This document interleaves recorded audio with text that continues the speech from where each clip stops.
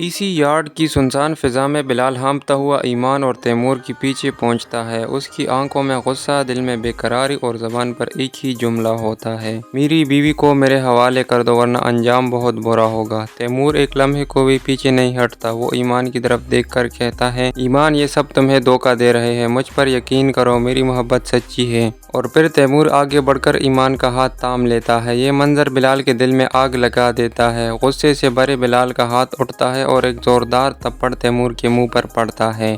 Timur لڑکھڑاتا ہے اور زمین پر جا گرتا ہے۔ اس کی انا، اس کا غرور، سب کچھ چکنا چور ہو جاتا ہے۔ زمین پر پڑے تیمور کے چہرے پر ایک خطرناک جنون ابھرتا ہے۔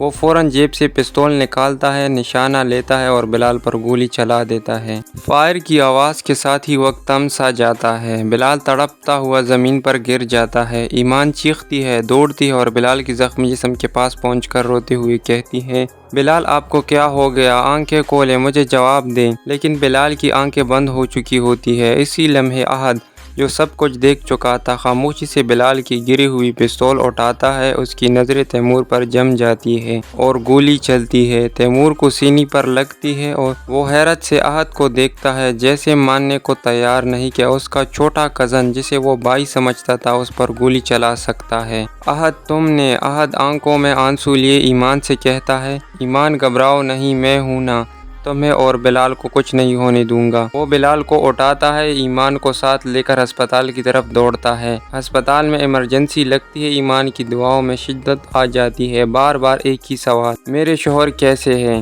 کئی لمحوں کے بعد ڈاکٹر باہر آتا ہے اور کہتا ہے: فکر نہ کریں، ہم نے گولی نکال دی ہے، حالت اب سٹیبل ہے۔ ایمان سجدے میں گر جاتی ہے، اللہ کا شکر ادا کرتی ہے، احد کی طرف دیکھ کر کہتی ہے: شکریہ احد، تم نہ ہوتے تو آج میں بلال کو کھو چکی ہوتی۔